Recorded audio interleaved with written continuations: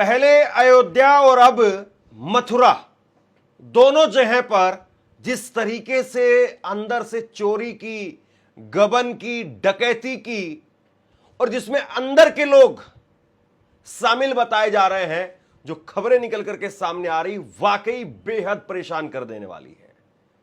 भाजपा के लोग नारे देते थे अयोध्या के बाद में अब मथुरा बाकी है, अयोध्या तो झांकी है और मथुरा बाकी है, यह नारा दिया जाता था। लेकिन किसे पता था कि चंदा चोरी के मामले में भी सेम वही होगा कि अयोध्या तो झांकी है और मथुरा बाकी है। मथुरा के अंदर यह लेटर देखिए आप, यह लेटर लिखा है पुजारियों ने, और पुजारियों ने लेटर लिख करके योगी आदित्यनाथ से कहा है कि आप सीबीआई जांच करवाइए।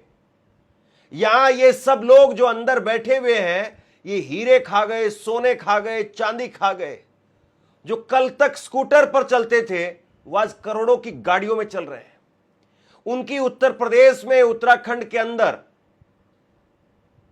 कई अलग अलग जगहों पर जमीनें हैं उनकी।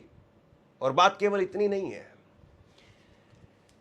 राम मंदिर को लेकर के इस खबर के अंदर मैं आपको जानकारी देने वाला हूं। राम मंदिर को लेकर के एक रिपोर्ट सामने आई है और उसमें कहा गया है कि केवल बस इतना ही चंदा आया था, और उस चंदे का हिसाब आप सुनेंगे तो आप हैरान रह जाएंगे, आपके पैरों के नीचे की जमीन खिसक जाएगी। उसमें एक एवरेज निकाल करके बताया गया है कि 5-5 रुपए ही चंदा वो श्रद्धालुओं ने चढ़ाया था। क्या आपको लगता है कि राम मंदिर के अंदर अगर मान लीजिए 100 आदमी जा रहे हैं और 100 आदमियों ने अगर पैसा दिया, जितना भी पैसा दिया, तो उसको अगर हम एवरेज अगर करके देखें तो सिर्फ 5-5 रुपए ही निकल करके सामने आएगा?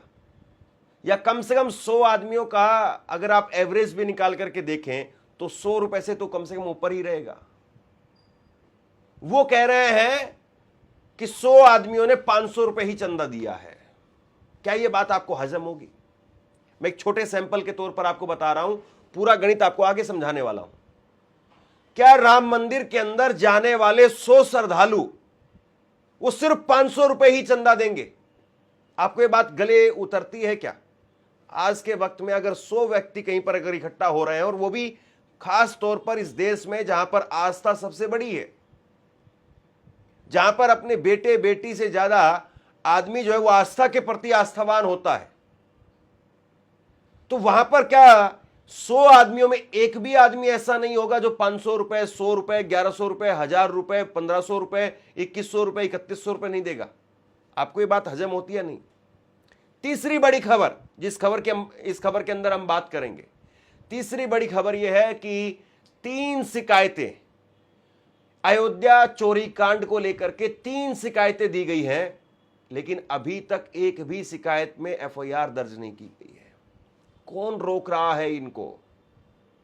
और अगर कोई और दूसरा मामला होता तो आप सोचिए कि किस तरीके से पुलिस प्रशासन और इन सब का जो है वो तेजी दिखाई देती, कैसे बुलडोजर और सब कुछ तुरंत दिखाई देता। इस मामले के अंदर अगर आज भी एक भी अगर मुसलमान का नाम सामने आ जाए तो आप देखिएगा किस तरीके से आपको बुलडोजर दिखाई देगा। अयोध्या मामले के अंदर अगर किसी मुसलमान का एक बार बस नाम आ जाए, बुलडोजर भी आपको दिखाई देगा, टीवी के कैमरे भी आपको दिखाई देंगे, टीवी के ऊपर चर्चा भी आपको दिखाई देगी, और इसके साथ साथ कैसे फिर उस मुसलमान को मास्टरमाइंड बता दिया जाएगा। फिर टीवी पर यह दंदना करके यह मुद्दा खूब चमकेगा, खूब गूंजेगा। अब चौथी खबर जिस पर हम बात करेंगे, आपको याद होगा मोदी जी ने ध्वजारोहण किया था, और उस ध्वजारोहण के कार्यक्रम के अंदर जो 22 जनवरी 2024 को हुआ था, 22 जनवरी 2024 को प्राण प्रतिष्ठा हुई, और उसके बाद में 25 नवंबर 2025 को, यानी ध्वजारोहण का जो कार्यक्रम है वो करीब 8-7 महीने पहले जो कार्यक्रम हुआ, उसमें हर आदमी के ऊपर 16,000 रुपए खर्च किए गए।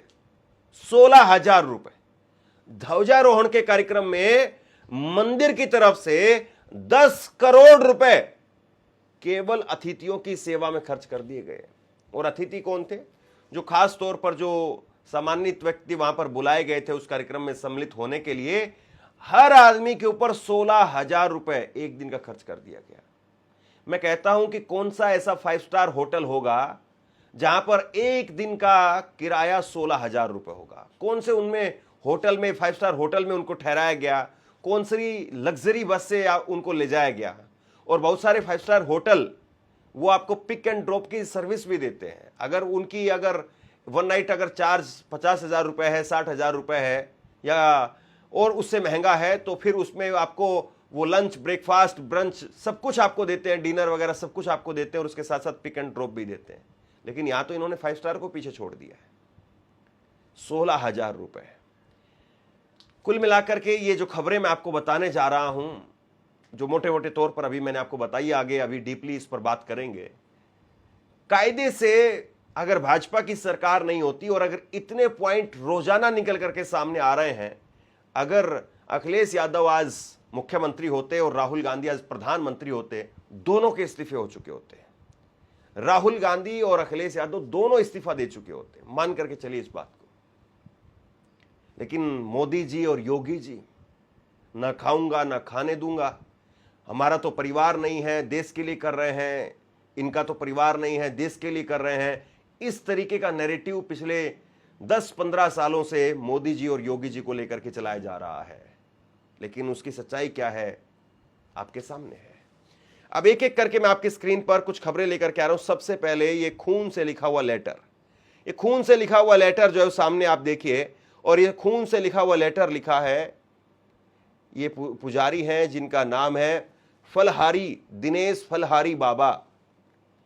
और दिनेश फलहारी बाबा के बारे में आपको पहले बता देता हूं, इन्होंने जो लेटर लिखा है। दिनेश फलहारी बाबा वो ना तो रोटी खाते हैं ना चावल खाते हैं, यानी अन्न नहीं खाते हैं, उसके साथ साथ पानी भी नहीं पीते हैं, चप्पल नहीं पहनते हैं, सिर्फ ये कहा जाता है कि सिर्फ फल खा रहे हैं, इसीलिए इनका नाम है दिनेश फलहारी बाबा। ये फल के ऊपर केवल जिंदा है, ये कहा जाता है। अब आप देखिए कि जो दिनेश फलहारी बाबा हैं, ये खून से लेटर लिख रहे हैं, और खून से लेटर लिख करके योगी आदित्यनाथ को इन्होंने कहा है कि साहब सीबीआई की इंक्वायरी होनी चाहिए, सीबीआई की जांच होनी चाहिए। अभी तक इस मामले के अंदर एसआईटी बनी है, वो भी वो अयोध्या वाले मामले में, मथुरा वाले मामले में तो अभी तिनका भी आगे नहीं बढ़ा है, तिनके जितनी भी कार्रवाई नहीं दिखाई दी है।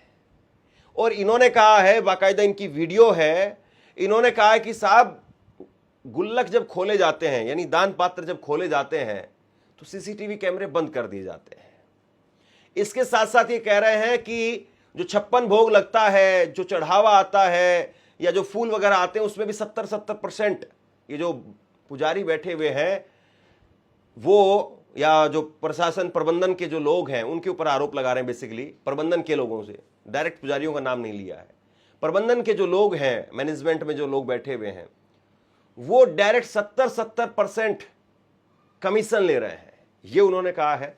और इनका एक और बड़ा परिचय ये है कि कल को इनको कोई सपाई या कांग्रेसी कहे उससे पहले इनका एक परिचय और जान लीजिए। ये श्री कृष्ण जन्मभूमि और शाही ईदगाह विवाद मामले के अंदर सुप्रीम कोर्ट में ये पक्षकार भी है। यानी जो मामला लंबे समय से 13 एकड़ जमीन का मामला है, और जिसमें हिंदू पक्षकार ये मानते हैं कि जो शाही मस्जिद वहां पर बनी हुई है, मथुरा में आप देखेंगे जो बाके बिहारी मंदिर है, उसके पीछे दूसरी तरफ मस्जिद आपको दिखाई देगी, तो शाही जो मस्जिद है, ईदगाह मस्जिद, वो ये हिंदू पक्ष मानते हैं कि वो मुस्लिम जो मस्जिद बनी है वो श्री कृष्ण जन्मभूमि के स्थान पर बनी हुई है, यानी उनकी जमीन पर बनी हुई है। और इसको लेकर के जो केस है उसमें ये पक्षकार हैं, और यही पक्षकार जो है वो खून से लेटर लिख रहे हैं, और खून से लेटर लिख करके कह रहे हैं कि साहब केस की जो है वो जांच होनी चाहिए। इन्होंने जो लेटर में लिखा है, मैं फटाफट आपको पढ़ करके सुनाता हूं। ये कह रहे हैं कि आपको अवगत करवाना चाहता हूं मुख्यमंत्री योगी आदित्यनाथ जी कि श्री कृष्ण राम जन्मभूमि में दान के जो रुपये हैं, चढ़ावा है, आभूषण है, गहने हैं, उनको सीसीटीवी कैमरे बंद करके प्रबंधक यानी मैनेजमेंट कमेटी के लोग वो बंदर बांट करके करोड़ों रुपए की गाड़ियां कोठियों में प्रस्थान कर गए हैं। इस पूरे प्रकरण की सीबीआई जांच करवाने की कृपा करें, अन्यथा हम हाईकोर्ट की शरण में जाएंगे। पहले स्कूटर पर आने वाले लोग अब होटल के स्वामी बन गए हैं, होटलों के स्वामी, और सभी संपत्तियों की जांच कराने की कृपा करें। अयोध्या की तरह मथुरा मंदिरों में भी कई वर्षों से घोटाला हो रहा है। दरअसल कई बार यह कहा जाता है कि पता सबको होता है लेकिन डर सबको लगता है, गला सबका सूखता है और इसीलिए लोग बोलते नहीं है।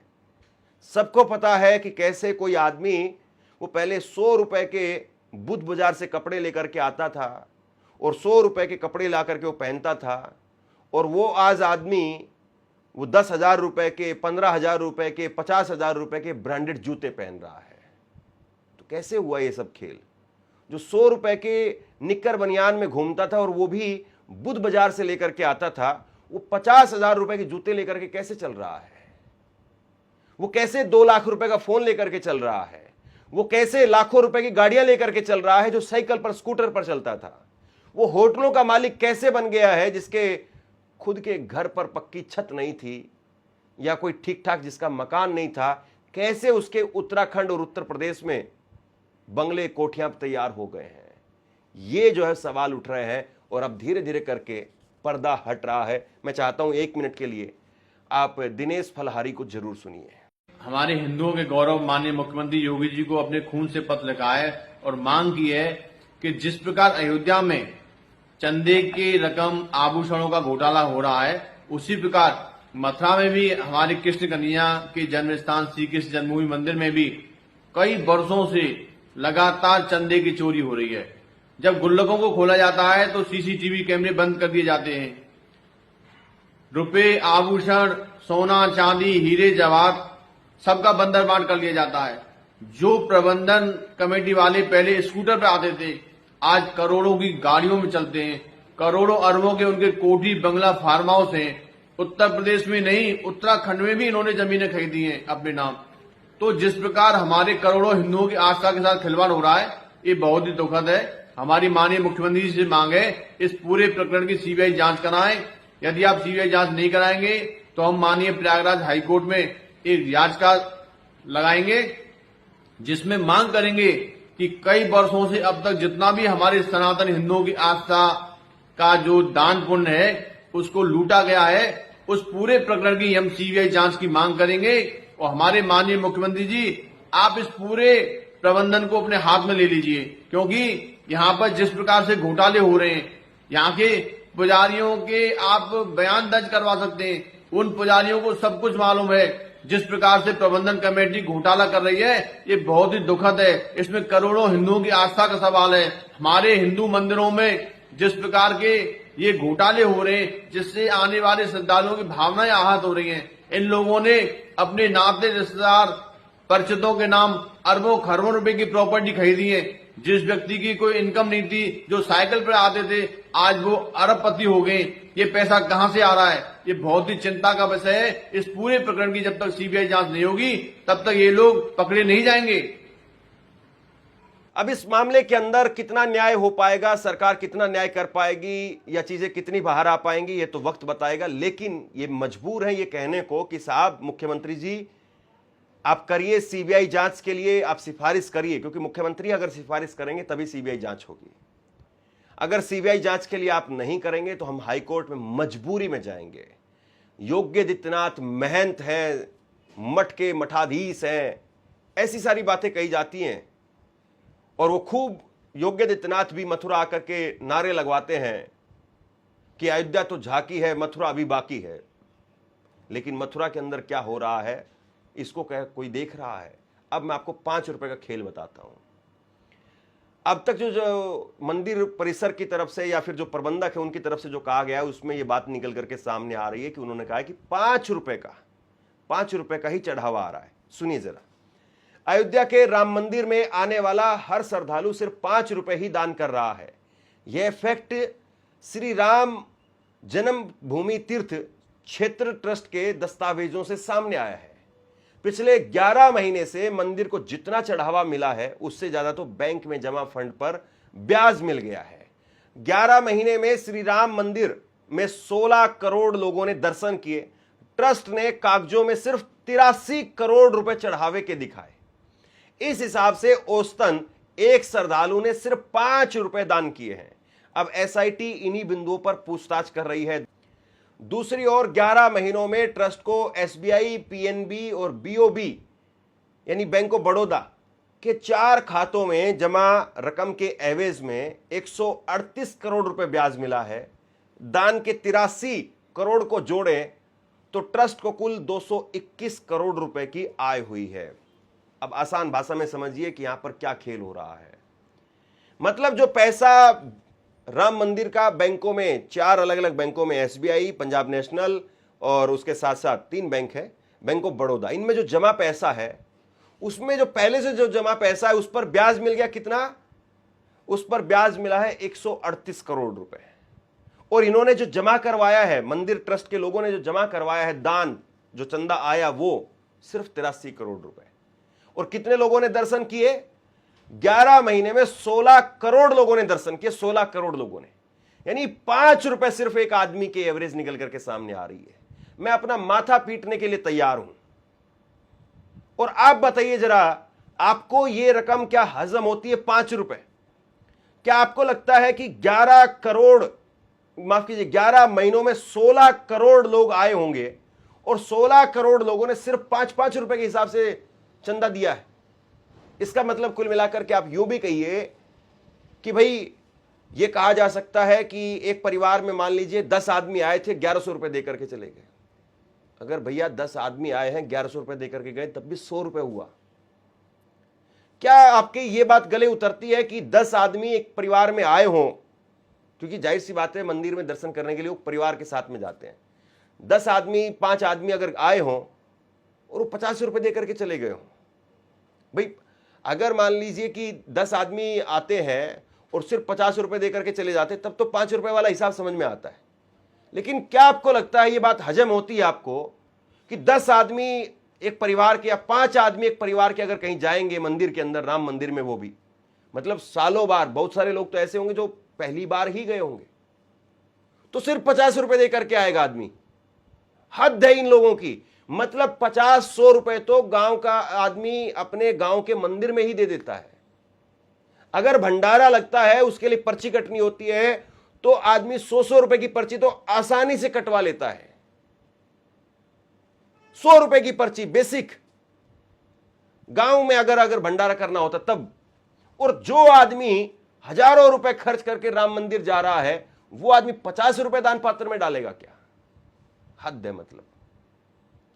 और फिर कहा जा रहा है कि साहब देखिए, ये सरकार है, वो सरकार है, हिंदू सरकार है, फला फला दुनिया भर की बातें। अब तीसरी बड़ी बात है, 16,000 रुपए इन्होंने एक आदमी पर खर्च कर दिए। मतलब ये देखिए, सरकारी कंपनी से ज्यादा पैसा खा रहे हैं ये। जैसे कहा जाता है कि ठेकेदार जो सड़क बनाने के लिए जो ठेका लेता है तो वो पैसा खूब खा जाता है, कुछ उसी तरीके से दिखाई दे रहा है यहां पर भी। ध्वजारोहण का जो कार्यक्रम हुआ, एक आदमी के ऊपर मंदिर परिसर ने 16,000 रुपए खर्च कर दिए। आप अपनी स्क्रीन पर देखिए, 22 जनवरी 2024 को श्री राम मंदिर प्राण प्रतिष्ठा का कार्यक्रम सबसे बड़ा आयोजन था और इसकी तुलना में 25 नवंबर 2025 को आयोजित धर्म ध्वजा कार्यक्रम को सीमित रखा गया था। इस धर्म ध्वजा कार्यक्रम में सिर्फ यूपी के अलग अलग समाज से आने वाले साधु संत को आमंत्रित किया गया था। बाहर से आने वाले अतिथियों के ठहरने की व्यवस्था भी ट्रस्ट की ओर से करवाई गई थी। प्रधानमंत्री नरेंद्र मोदी, संघ प्रमुख मोहन भागवत ने शिखर पर धर्म ध्वजा फहराई थी और इस कार्यक्रम में करीब 6,000 अतिथि शामिल हुए। कार्यक्रम में श्री राम जन्मभूमि ट्रस्ट ने 10 करोड़ 12 लाख रुपए खर्च किए। मतलब एक व्यक्ति पर औसत 16,000 रुपए खर्चा किया। इन अतिथियों में करीब 1500 लोग बाहर से आए थे। अन्य अतिथियों में अयोध्या और उसके आसपास के लोग थे। ट्रस्ट ने 10 करोड़ 12 लाख रुपए अलग अलग किस तरीके से खर्च किए, इसका पूरा विवरण ट्रस्ट के सदस्यों ने नहीं दिया। आपको समझ में आया कुछ? भाई 6,000 लोग आए थे और उसमें से सिर्फ 1500 लोग वो बाहर के थे। 4,500 आदमी तो वहीं के थे, आसपास के ही थे। 1500 लोग जो है वो बाहर से थे, यानी दिल्ली से, मुंबई से, कोलकाता से, लखनऊ से, कहीं और से होंगे। 4,500 आदमी तो वहीं के थे। तो वहां का आदमी तो होटल में नहीं ठहरेगा, वहां का आदमी तो अपनी गाड़ी लेकर के गया और आ गया, टिकट पकड़ करके गया और आ गया वापस। और चलिए अपने 6,500 आदमी को भी होटल में ठहरा दिया, मान लीजिए, मान लेते हैं 1 मिनट के लिए, तो एक आदमी के ऊपर 16,000 रुपए खर्च हो गए। और प्रधानमंत्री तो जाहिर सी बात है वो आए होंगे तो उनका तो सरकार की तरफ से अपने आप एक प्रोटोकॉल होता है, वो ऐसा तो नहीं होंगे कि मंदिर परिसर की तरफ से कोई होटल कमरा दिया जाए और उसके ऊपर वो ठहरेंगे, सरकारी गेस्ट हाउस में और इस तरीके से वो ठहरते हैं। तो मतलब कमाल है साहब, 16,000 रुपए किस तरीके से आपने खर्च कर दिए, कोई अपना माथा पीट लेगा। ये आप किसको बता रहे हैं? और ये मंदिर के मामले में हो रहा है ये सारी चीजें। ऐसा नहीं कि मैं कोई कहानी बता रहा हूं, सड़क बनाने की, हाईवे बनाने की है जिसमें ऊपर से लेकर के नीचे तक लोगों ने खा लिया है, ऐसा नहीं है। अब देखिए एक और कहानी बताता हूं आपको। 3 शिकायत हुई, एफआईआर नहीं हुई है, सुनिए जरा। अयोध्या राम मंदिर चढ़ावे चोरी के मामले में मंगलवार को पुलिस के पास में 3 शिकायतें पहुंची। पहली धर्मसेना के संस्थापक संतोष दुबे ने की, दूसरी यूपी युवा कांग्रेस के उपाध्यक्ष शरद शुक्ला उन्होंने की, और तीसरी करणी सेना ने की। हालांकि पुलिस ने अभी तक कोई भी एफआईआर दर्ज नहीं की है। किसका इंतजार कर रही है पुलिस? कौन रोक रहा है पुलिस को? या ऊपर से कोई निर्देश आया कि साहब एफआईआर नहीं करनी किसी कीमत पर भी? सीधे तौर पर चंपत राय का नाम सामने आ रहा है। चंपत राय वो शख्स है जिनकी पहुंच नरेंद्र मोदी साहब तक है, योगी आदित्यनाथ तो छोड़ दीजिए आप। तो कमाल की बात है, मतलब जिन लोगों का नाम आ रहा है, जिन लोगों की सीधी पहुंच मुख्यमंत्री तक, प्रधानमंत्री तक है, और उनके नाम पर एफआईआर तक नहीं हो रही है। और जाहिर सी बात है उन्हीं के नाम पर एफआईआर नहीं होगी, बाकी तो किसी पर भी एफआईआर करवाने में कितनी देर लगती है आप सब जानते ही है। अयोध्या तो झांकी है, मथुरा बाकी है, और मथुरा के बाद में कहां कहां पर क्या क्या हो रहा है, वाकई अपने आप में बेहद शर्मनाक है। लेकिन जो इस होते हुए के ऊपर पर्दा डाल रहे हैं उनके बारे में 2 शब्द जरूर लिखिए। इस वीडियो को खूब शेयर कीजिए, लोगों तक पहुंचाइए, क्योंकि आप जानते हैं कि राम मंदिर की या इस तरह की जो खबरें चल रही हैं, पता नहीं क्या संयोग है या प्रयोग है, उनकी रीच नहीं आ रही है। और वो क्यों नहीं आ रही है आप भली बात ही जानते होंगे। इसलिए अगर आपको जरूरी लगता है ऐसी खबरें कि लोगों तक पहुंचनी चाहिए, कम से कम कितनी गंदगी फैली हुई है, अगर वो लोगों तक पहुंचे तो अच्छा हो। अगर आपको ऐसा लगता है तो आप जरूर शेयर कीजिए, और अगर आपको लगता है कि नहीं सब कुछ चंगा सी, तो कोई बात नहीं। शुक्रिया। इस वीडियो को लाइक कीजिए, चैनल को सब्सक्राइब कीजिए, और नीचे कमेंट सेक्शन में अपनी राय जरूर दीजिए। शुक्रिया, थैंक यू।